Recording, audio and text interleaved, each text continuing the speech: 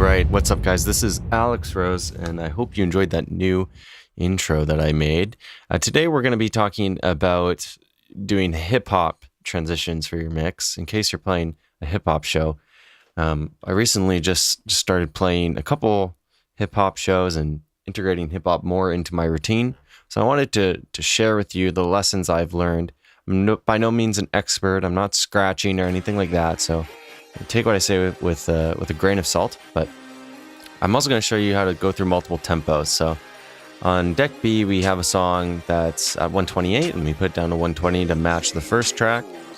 And basically what I've done is just identified sections that I'm okay with overlapping with each other. You know, as normal, we have cut bass, and I'm just going to keep looping sections that I think sound fine over top of each other. The things you want to avoid are having complex vocals, right? So you don't want two people rapping over top of each other. It sounds really bad.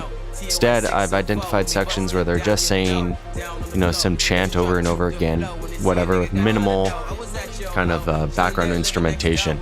So that's what's going on in deck B right now. They're just saying party, party, party a bunch of times. And I'm going to skip that second section to go straight to the third.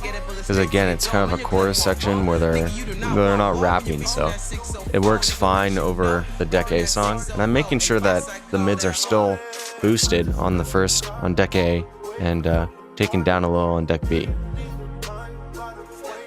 And then there I made the switch over, and basically I could have kept the bass going on deck A instead, and then just left the mids cut, but to me that was a natural turning point, right? So we went from verse of deck A to a verse of deck B, which makes more sense. So now that we've done that, let's move up to an even higher tempo.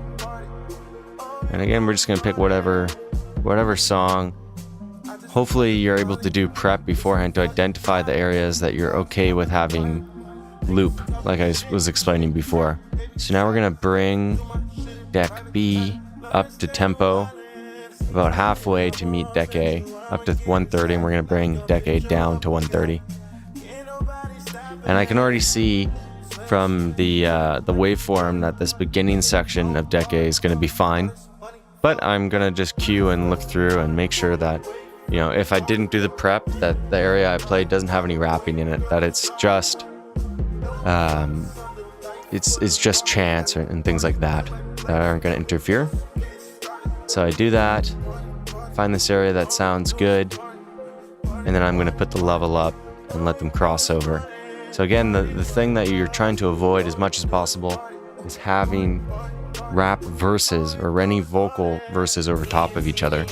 Another technique to get around this is if there's a chorus that doesn't really have any rap vocals, then you can start the verse of the next song. So that's kind of what I'm doing here. Still the bass of the party song.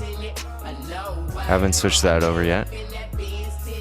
And then that's when I switch the basses. It's very natural, you know, great for 808 based hip hop. Very simple transition. And that will pretty much take you through an entire set. So short video today, just wanted to get that out of the way. Let me know what other types of mixing transitions you'd like to see, and what other types of videos in general you'd like to see. Give a like if you want to support the channel. It really helps me get seen in the algorithm.